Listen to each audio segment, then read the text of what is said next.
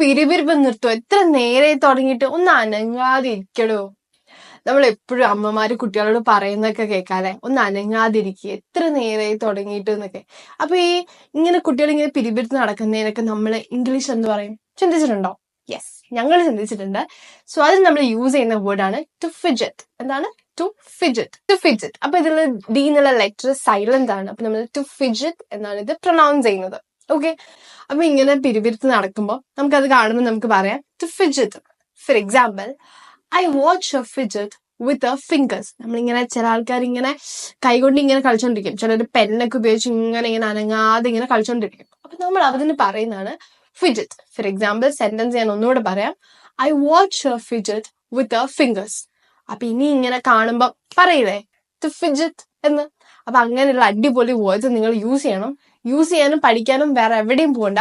come join with